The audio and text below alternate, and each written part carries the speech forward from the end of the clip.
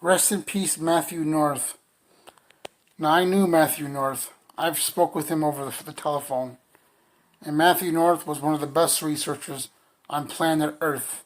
He was the best. His YouTube channel is still around. He's awesome. Now, I've spoken with his brother, who says he killed himself and left a note. Now, I don't agree with that. He didn't kill himself.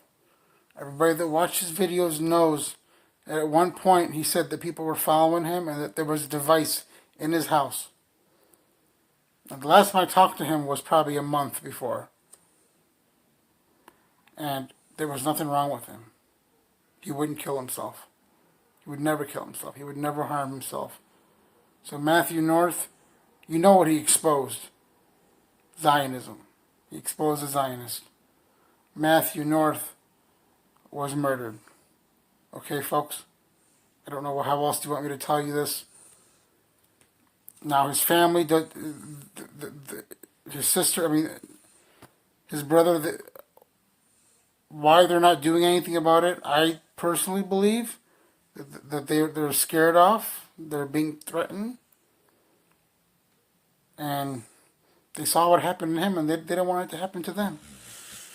So, just a shame. Matthew North is gone. Now you talk about a truther. None of these truthers today could hold his jockstrap, could wear his jockstrap, besides Eric Dubé. None of them could touch him. Matthew was the best. So I salute you, brother. And I'm sorry this happened to you, and it just breaks my heart thinking about it. Rest in peace, Matthew. Alex Jones's connection to Los Angeles is by far the most pointed example of cognitive dissonance within the pre-existing paradigm of the InfoWars audience.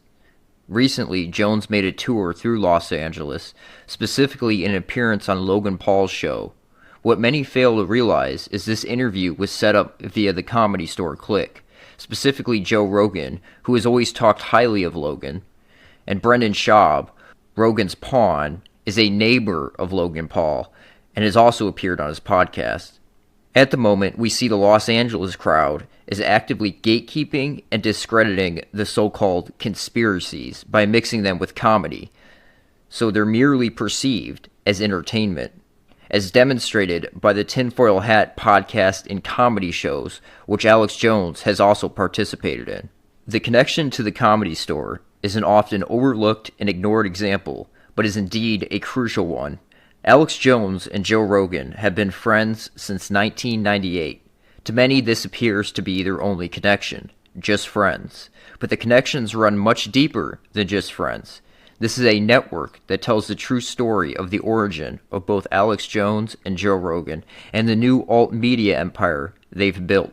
Many people are unaware of the fact that comedians have been assets of different intelligence services and corporations many times throughout history.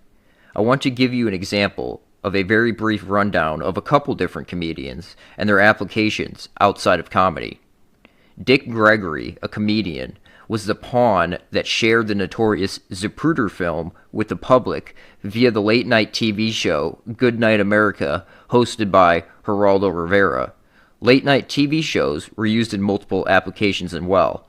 In modern times, the podcasts, such as Joe Rogan, have stepped into their previous role. As many of you know, the Zapruder film is deceptive, as well as the man who filmed it, Abraham Zapruder.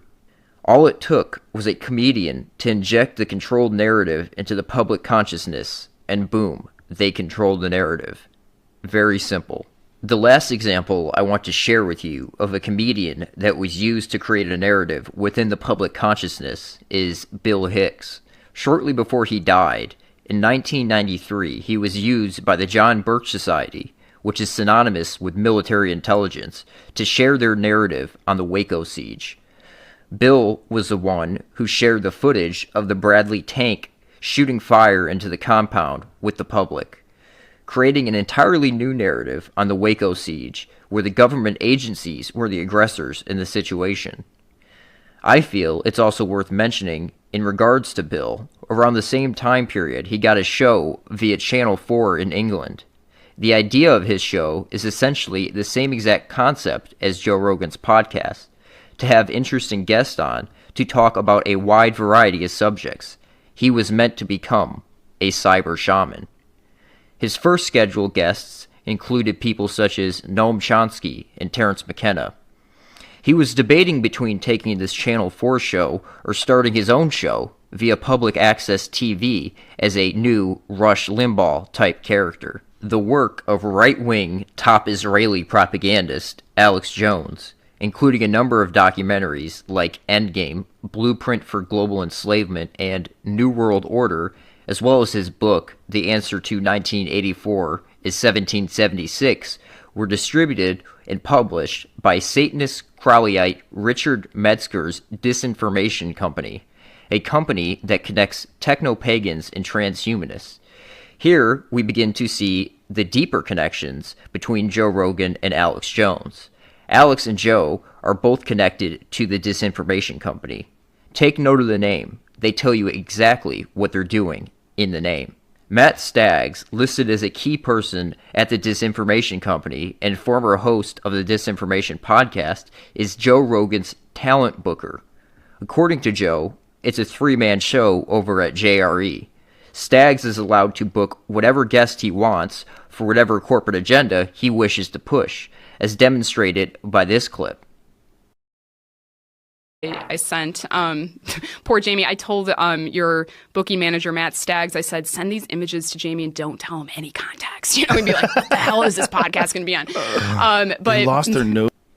Joe obviously had no say in booking this guest, although I do believe Rogan chooses some guests to appear on the podcast. Many are dictated by the former Disinformation asset, Matt Staggs. Much more on the Disinformation Company later. First, I want to cover Alex Jones's network name, InfoWars. What is information warfare? The notion of information warfare covers a wide spectrum of psychological operations, from the classic Air Force concept of attacking enemy computer systems in conjunction with electronic warfare to controlling information via television and radio, all the way to memes and many concepts in between. The U.S. adaptation of information warfare originates from the future Soviet warfare theories, or revolution in military affairs, which also covers a wide spectrum of warfare, including information warfare.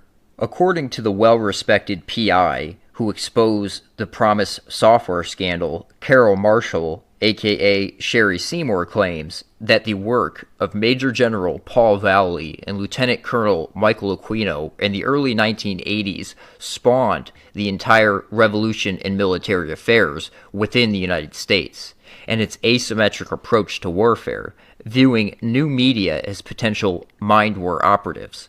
In a follow-up U.S. Air Force Academy study via Air Force Space Command, we learn why warfare must become, quote, multi-dimensional.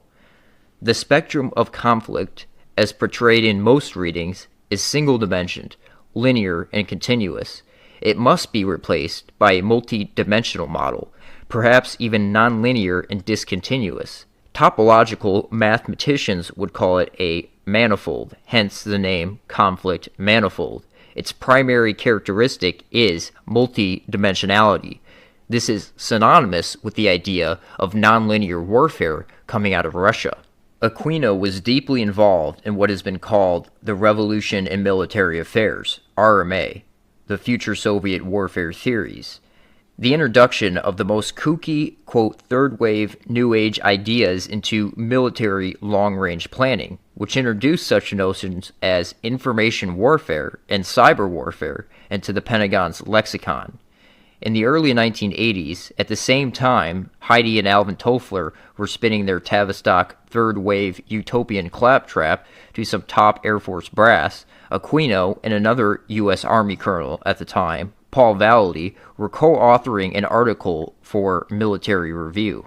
Mind War was one of the papers created in the early 80s by Michael Aquino and Paul Vallely that spawned the application of future Soviet warfare theories into the Pentagon.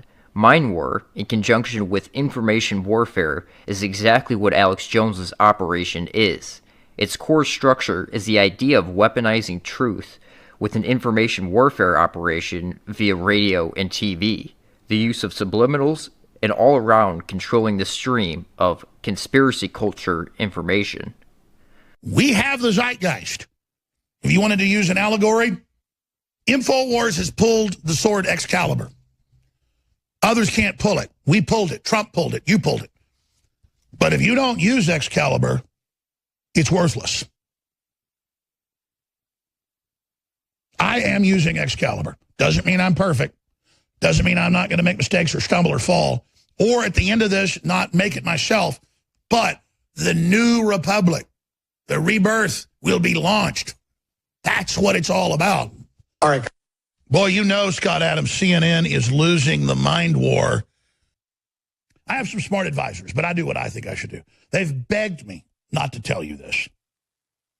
But I will, because my weapon is the truth.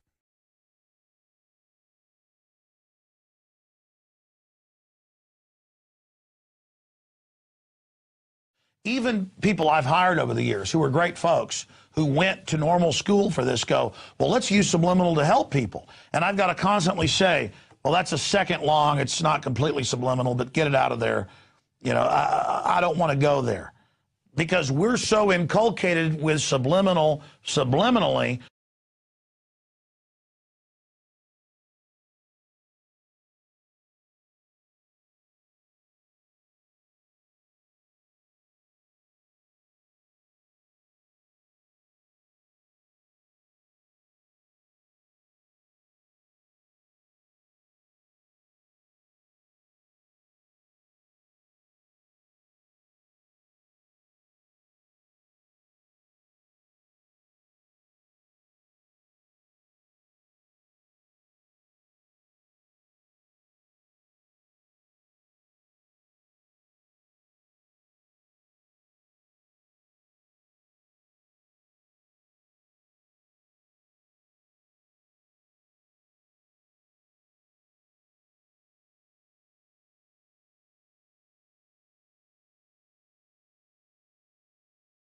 And now you see, look at that. That's InfoWars. Wow.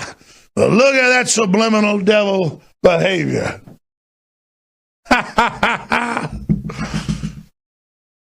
Then they'll say, Mind War, according to Lieutenant Colonel Aquino, was inspired by studies carried out at the Esalen Institute, which was Soviet-dominated as well, and the origin of much of the New Age culture, which ties in perfectly with the disinformation company agenda.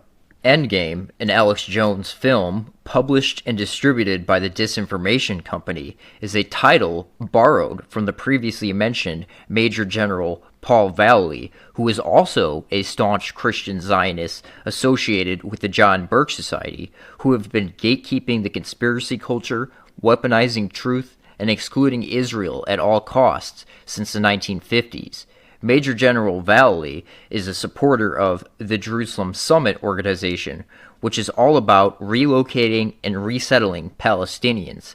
It is an advocate for their mission statement, which is, quote, that one of the objectives of Israel's divinely inspired rebirth is to make it the center of the new unity of all nations, which will lead to an era of peace and prosperity foretold by the prophets, which is the whole Supreme Court of mankind, Israel dictating the world from Jerusalem idea, which is the real New World Order.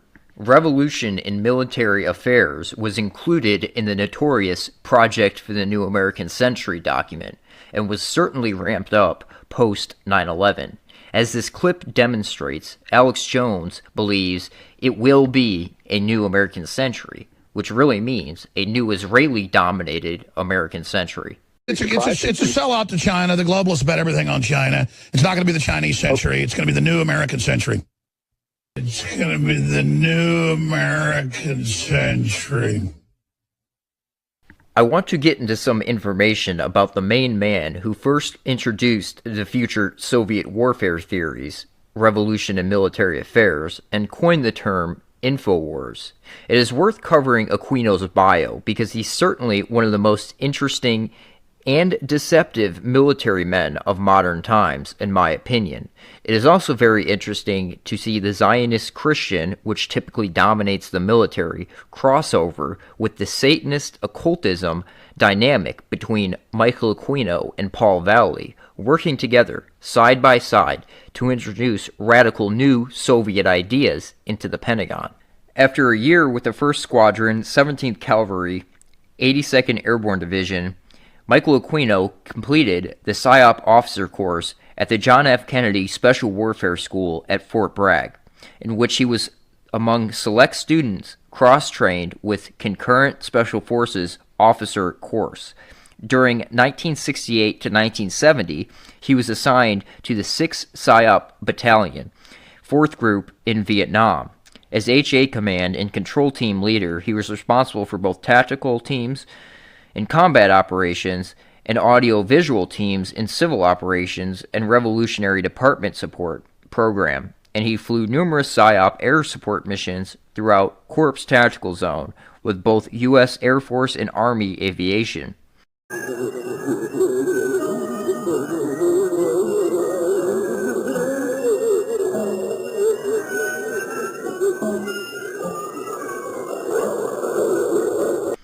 In 1972, he joined the 306th PSYOP Battalion, USAR, at Fort MacArthur, California, and for the next 7 years he served as research analysis, team leader, operations officer, and finally executive officer in the 306th, whose members range from eccentric Hollywood personalities to LAPD officers. He oversaw highly classified basic PSYOP studies for the Joint Chiefs of Staff, PSYOP support for the training of units such as the 12th Special Forces, and use of the 306th Atmospheric World War II-era bunkers for space combat scenes in the original Battlestar Galactica television series.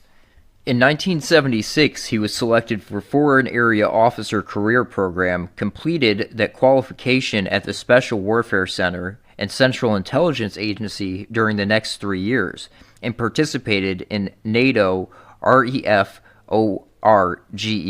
exercise as a Western Europe specialist. In 1976, he also completed the remaining course requirements for Special Forces, and he was awarded that tab upon its creation in 1984. From 1979 to 1981, he served as the FA team leader for Headquarters, 7th PSYOP Group in San Francisco, during which time he became combat commander, collaborated on the predecessor concept paper to this Mind War book.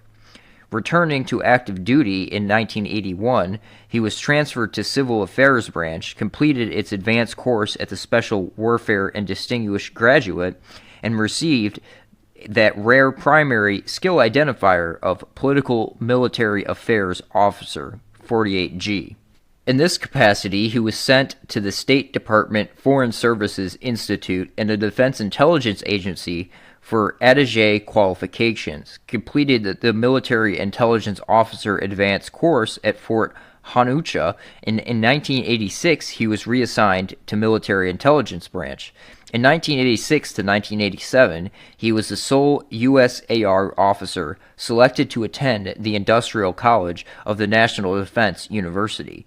During that year, he worked with U.S. Information Agency representative at the National War College on PSYOP ethics paper, which is also a predecessor to Mind War. In 1990, he was the Army's first officers to be certified in Joint Space Intelligence by the U.S. Air Force. He was assigned to a J-2 HQ U.S. Space Command, where in Section X, out of the Cheyenne Mountain NORAD complex, he was involved with those files until he retired from the active USAR in 1994. Since the Army had waited until that exact date of his final U.S. retirement in 2006 to create the PSYOP branch, it graciously transferred him posthumously to Gray and Green in 2011. He has retained his original affiliation with the 1st Special Forces Regiment out of respect for that unique honor. American decorations include Bronze Star, Meteorist Service Air Medal, 3 Army Commendation Medals, 2 Air Force Reserve Attachment Medals, Parachutist Badge, Special Forces Tab, and U.S. Air Force Space and Missile Badge. Vietnamese decorations include Gallantry Cross, Psychological Warfare Medal, and Air Services Medal. Academically, he received the Ph.D. in Political Sciences from the University of California in 1980 and the M.P.A. in National Resources Management from George Washington University in 1987. He taught as an adjunct professor of political science at Golden Gate University from 1980 to 86. Professionally, he is a member of the Special Forces, PSYOP, Civil Affairs, Foreign Intelligence Officer, Air and Space Missile Defense Associations. After the conclusion of his U.S. government service, the Constitution permitted him to be recognized by Scotland's Lord Linden, King of Arms, as the current Baron of Rogan. Lieutenant Colonel Aquino's occult bio is equally as important, given how the Disinformation Company ties in with the same exact occult networks. In 1969, Aquino joined Anton LaVey's Church of Satan and rose rapidly through the group's ranks after meeting LaVey in San Francisco. In 1970, while he was serving with the U.S. military during the Vietnam War, Aquino was stationed in South Vietnam, where he authored a tract entitled Diablicon. In this tract, teachings about the creation of the world, God, and humanity are presented. As in the dualistic idea that Satan complements God, the character of Lucifer is presented as bringing insight to human society, a perspective that was inherited from the depiction of Lucifer in John Milton's 17th century epic poem, Paradise Lost. By 1971, Aquino was ranked as Magister of Caverns of the 4th degree within the group's hierarchy, was the editor of the publication The Cloven Hoof, and sat on the governing council of 9. In 1973, he rose to the previously unattained rank of Magister of Temple of the 4th degree. According to the scholars, Aquino had become LaVey's right-hand man. He nevertheless developed concerns about the Church of Satan, feeling that it had attracted many, quote, fad followers, egomaniacs, and assorted oddballs whose primary interest in becoming Satanists was their flash to membership cards at cocktail parties. When in 1975, LaVey abolished the system of regional groups, or grottos, and declared that in the future all degrees would be given in exchange for financial or other contributions to the church, Aquino was disenfranchised. He resigned from the organization on June 10, 1975.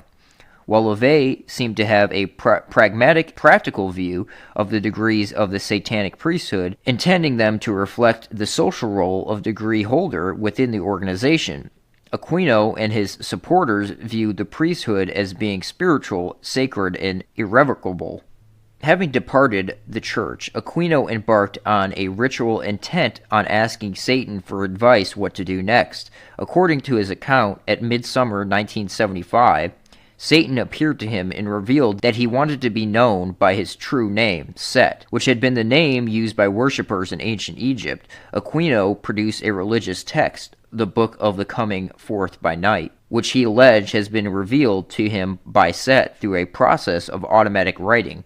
The book proclaimed Aquino to be a magus of the new aeon of Set, and the heir to LaVey's, quote, infernal mandate.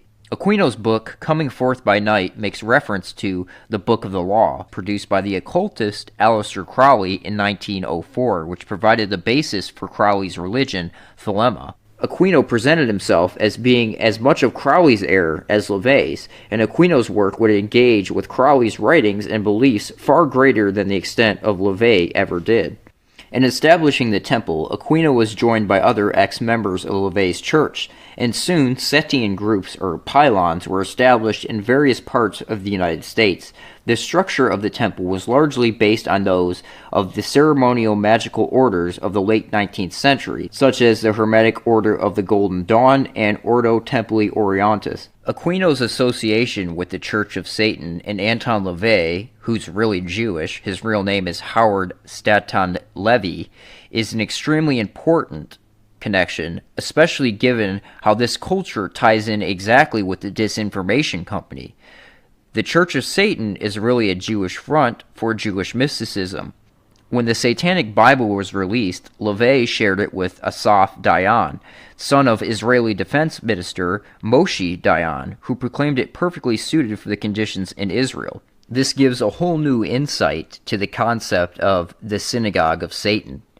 It's also worth mentioning LaVey's Jewish-based satanic cult is way more influential in Hollywood than you would ever imagine. Think of it in terms of Scientology, which is also rooted in Thelema, which Joe Rogan is also associated with. It's a way to rope the Goy and Shiksa actresses and actors into the cult while utilizing mind control and abuse. Joe Rogan has attended Anton LaVey's grandson's satanic wedding. Rogan's view of religion and his philosophy of life is essentially one of a Satanist, regardless of if he publicly declares it or not. Back to the dubious disinformation company. Richard Metzger was the host of the TV show Disinformation, the Disinformation Company, and its website disinfo.com, featuring the tagline, "Everything you know is wrong," that focused on current affairs, titles, and seeks to expose alleged conspiracy theories, occultism, politics, news oddities, and purported disinformation. Metzger admits that from an early age he identified himself as a, quote, warlock, and that through a careful study of Kenneth Anger's work, through his influence, in part, I continued to move forward, combining my career ambitions of working in film, television, and publishing my private magical interests. Anger, the notorious producer of Crowley-inspired underground films, was a key figure around which swirled the network of Laurel Canyon musicians, occultists, and members of the Manson family and the Church of Satan. Ultimately, Metzger considers the Disinformation Company to be a, quote, magic business, and explains, magic, defined by Aleister Crowley as the art and science of causing change in conformity with will, has always been the vital core of all the projects we undertake at the Disinformation Company.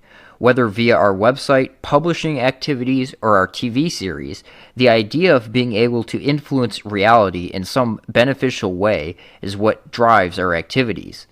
I've always considered the Disinformation Company and our various activities to constitute a very complex spell. Aleister Crowley was an open child molester. He promoted child molestation as one of the most potent forms of magic.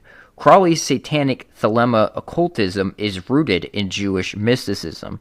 It is the origin for most modern occultists and is also extremely prevalent in Hollywood. In addition to Alex Jones, the Disinformation Company has also been responsible for a number of apparently established critical or conspiracy-inclined documentaries, such as Outfoxed Rupert Murdoch's War on Journalism, Uncovered the Whole Truth About the Iraq War, Bush Family Fortunes, The Best Democracy Money Can Buy, Walmart, The High Cost of Low Price, Iraq for Sale, The War Profiteers, Slacker Uprising, a movie of Michael Moore's tour through colleges in swing states during the 2004 election, as well as 9/11 Press for Truth, 9/11 Mysteries, and 9/11 Mysteries. Disinformation, also known as Disinfo Nation, was a television show hosted by Metzger, which aired for 2 seasons on Channel 4's Late Night for Later programming block in the UK. Channel 4 is synonymous with the Disinformation Company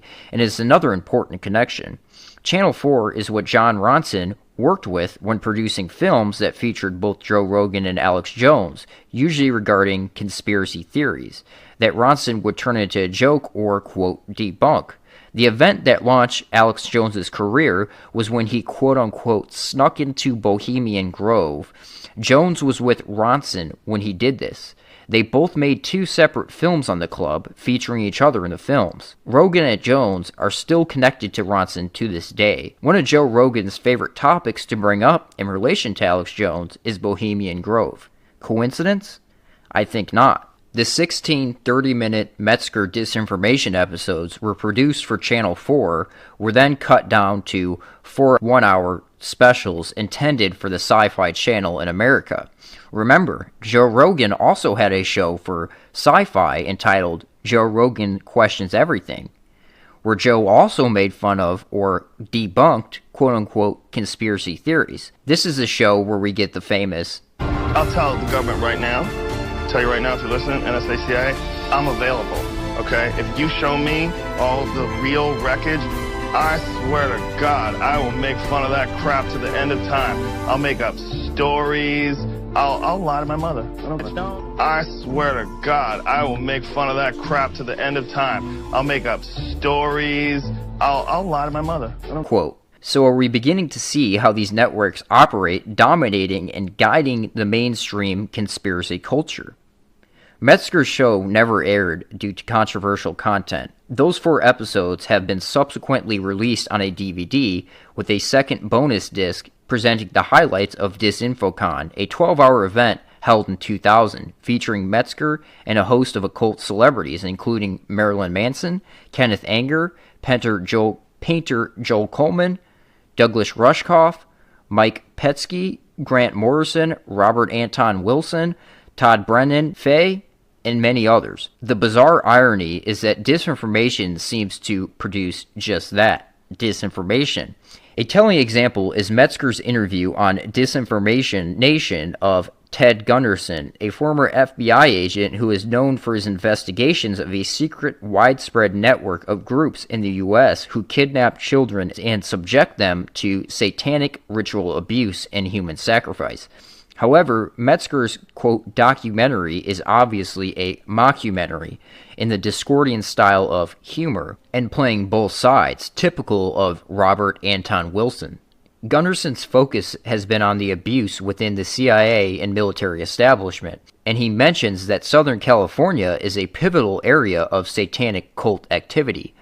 However, although Metzger's documentary claims to be a, quote, deep uncovering look at the, quote, shadowy figures in Satanism today, he juxtaposed Gunderson's comments by reporting on a pitiful group of Blumpkin Satanist wannabes. Metzger's video recalls a similar piece of disinformation produced by Britain's Channel 4 in 1992 titled Beyond Belief, which purported to provide evidence of satanic ritual abuse, SRA. The show was hosted by Andrew Boyd, an active opponent of SRA and author of Blasphemous Rumors, a book on the topic. Beyond Belief featured reference to both law enforcement agencies and the opinions of medical experts, as well as an interview with the now debunked cult survivor, Jennifer, who claimed to have been part of a group which made the video. Footage included obscene rituals involving hooded men having ritual symbols carved into his flesh, a naked woman tied and roped, and an apparent abortion on other restrained and possibly drugged women. Another scene shows a young teenage girl tied up and involved in a violent sexual act. These sequences are interposed with shots of explicit sex, human skulls, and satanic symbols. However, the footage turned out to have been that of an earlier experimental film created slightly less than a decade earlier by Genesis P. Ordbridge, Three Temples of Psychic Youth. Founded by Genesis P. Ordbridge, who are the forefront of techno-paganism that underlies the philosophy of transhumanism. TOPY are an offshoot of the Illuminates of Thantaros, a society devoted to the practice of chaos magic, to which belongs Robert Anton Wilson, Timothy Leary, William S. Burroughs, who was a friend of P. Ordridge. Additionally, the footage itself had been practically funded during the 1980s by Channel 4, used previously as part of a program on experimental British cinema, as an element of various performances by associated bands including P. Ordbridge experimental band Psychic TV. In 2003, Metzger put together The Book of Lies, named after Aleister Crowley's book of the same name, subtitled The Disinformation Guide to Magic and the Occult.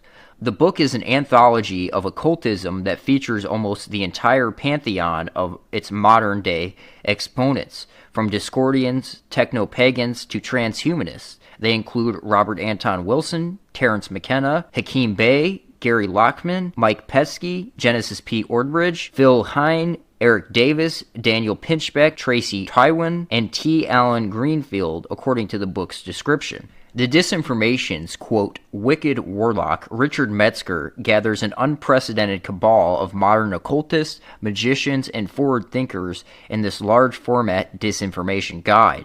just as Russ Kick's guide focusing on the secrets and lies of the mainstream media, government, and other establishment institutions rethought what a political science book could look like and whom it would be appealed to. Book of Lies redefines occult anthologies, packaging and presenting a huge array of magical essays for a pop culture audience. The book features Leary and Crowley, an excerpt from Robert Anton Wilson's Cosmic Trigger, and Tryptamine Hallucinogenics and Consciousness by Terence McKenna. The book features several articles on Aleister Crowley, as well as the first ever bibliographical essay on Majuro Cameron and Richard Metzger's The Lying of Liber, Jack Parsons' Antichrist Superstar. Peter Lambert Wilson, aka Hakim Bey, the founder of the Moorish Orthodox Church, contributed multiple articles to Disinformation. Hakim Bey has also received criticism for writing for the North American Man-Boy Love Association, aka NAMBLA, a pedophile advocacy organization in the U.S. that works to abolish age consent laws. Bey was also associated with fellow NAMBLA supporter Harry Hay, who is considered the founder of the gay liberation movement. He's also the founder of the Machine Society, the first sustained gay rights groups in the United States. Hay was also a practitioner of Crowley's sex magic and was also a member of the Epigay Lodge in Los Angeles under W.T. Smith, where he was hired to play the organ for the OTO's Gnostic Mass. There are many more occultist connections to the Disinformation Company. I could go on for another hour listing these, but I want to keep this video somewhat short and wrap it up with a little segment on libertarianism, which also ties in with these same occult networks, as we see demonstrated by Alex Jones's connection to the Disinformation Company. Alex Jones shares a belief with the Satanist libertarianism, which is effectively its founding on the satanic tent of do what thou wilt. Ultimately, however, the libertarian movement in the United States is a front for the CIA and World Bank through its promotion of the economic theories of Mount Perlin Society, which is associated with the occult tradition of synarchy. MK Ultra agent Timothy Leary was also a libertarian and supported the candidacy of Ron Paul for president in 1988 as the leader of the Libertarian Party. A floppy disk was sent out as an invitation to a Ron Paul fundraiser hosted by Timothy Leary at his home in Benedict Canyon, which included the following message from Leary. Thank you for joining me today in support of Ron Paul and the Libertarian Party. As we enter these closing years of the roaring 20th century, we're going to see personal computers enhance our lives in ways we can scarcely imagine. Fellow cyberpunk Chuck Hamill has helped me assemble a collection of bits and bytes that you may enjoy, if you're wise. Digitize. Alex Jones admires the theories of Murray Rothbard, a student of one of the leading members of Mount Perlin, Ludwig von Mises, who also supported the clergy plan via a grant from the Rockefeller Foundation. Rothbard was also a co-founder of Charles Koch Foundation in 1979, with one of the infamous Koch brothers, Charles, chairman, on the board and executive officer of the conglomerate Koch Industries. David Koch ran as a Libertarian vice president candidate in 1980. In 1976, Charles Koch Foundation changed its name to the Cato Institute, which serves as a libertarian think tank headquartered in Washington, D.C. According to the 2011 Go to Think Tank Index Report, Think Tanks in Civil Societies Program, University of Pennsylvania, Cato is number 14 in the top 30 worldwide think tanks and number 6 in the top 50 United States think tanks. Cato also operates Libertarianism.org, which features, among others, the writings of Rothbard, Robert Anton Wilson, won the Prometheus Hall of Fame Award, designed to honor classic libertarian fiction. Todd Brandon Fay, who is a guest at DisinfoCon, had been featured in the pages of right-wing, quote, conspiracy sites like Ron Paul's associates LouRockwell.com, as well as Patriotist.com and LibertyForum.org. A longtime writer of the Ether Zone, in or about 1989, Fay was introduced to LSD and ended up infiltrating a group surrounding Captain Al Hubbard, the so-called Johnny Appleseed of LSD, who closely worked with Aldous Huxley in MK Ultra. Fay became best known for Wisdom's Mall, the acid novel, a fictionization of the CIA's MKUltra acid tests and their influence on the 60s counterculture. The book got rave reviews in the Village Voice, High Times, and a number of underground magazines, and gained the attention of cyberpunk personalities like Grateful Dead lyricist John Perry Barlow and Are You Serious, who is associated with Metzger. Faye boasts of having read the John Burke Society, Gary Allen's None Dare Call It a Conspiracy book under the influence of LSD, and then he joined the John Burke Society, though he continued to use psychedelic drugs. Faye had worked as a spy for the Defense Intelligence Agency's Chief General Daniel O. Graham, and served as an aide to the CIA agent Theodore L. Ted Hume's Division of Slavic Languages, who had worked with William F. Buckley in Japan against North Korea and China. Faye had also worked with Major General John K. Singlub, an ex-OSS officer and the head of the notorious Phoenix program in Vietnam, which Aquino was also associated with, which Alex Jones has had John K. Singlub on his show multiple times. Faye worked with Singlub within the World Anti-Communist League, a CIA front with ties to the John Burke Society through the Western Goals Foundation. Western Goals was a private intelligence dissemination network active on the right wing in the United States. Western Goals was also associated with Reinhard Gehlen, with whom they shared a connection with the Order of the Knights of Malta. Western Goals was finally wound up in 1986 with the Tower Commission revealed that it had been part of the Iran-Contra funding network. Oliver North identified the Western Goals founder John Singlub as its liaison to the White House. Singlub, along with John Burke Society members like J. Peter Grace, were also members of the Council for National Policy, which has been endorsed by Alex Jones. It was mainly through the backing of the CMP that the John Burke Society's rabid opposition to the so-called communist conspiracy, which they always left the Jewish element out of this conspiracy, assisted in the rise of the popularity of Ron Paul and the Tea Party, who spearheaded the cause of libertarian ideals. Although the John Burke Society attributed the root of such a conspiracy to the CFR, the early leadership of CMP was comprised of members of the CFR, including Peter Grace. The CMP was described by the New York Times as a little-known group of a few hundred of the most powerful conservatives in the country, who met 3 times a year behind closed doors in undisclosed locations for a confidential conference. Now, I have done a lot of work on the John Burke Society, and I have some notes typed up on a scribed document that I will link in the description. I strongly suggest that you check this out, along with my other videos on the subject. CFR member Jesse Helms was also a key figure in founding the CMP. A 33-degree Mason, Helms played a role in the development of the Christian right, and also was a founding member of the Moral Majority in 1979. Helms was close with Billy Graham, as well as Pat Buchanan and Jerry Falwell, who also were members of the CMP. Among CMP founding members were Senator Trent Lott, former U.S. Attorneys Generals Ed Massey, John Ashcroft, Lieutenant Colonel Oliver North, a philanthropist Elsie Prince, mother of Eric Prince, and the founder of Blackwater USA. Again, I stress you check out my document, which lists all the CMP connections to Trump. There are numerous connections through the Trump administration. Thank you for listening. Please like and share this video. I believe this is crucial information, and you guys have a good one.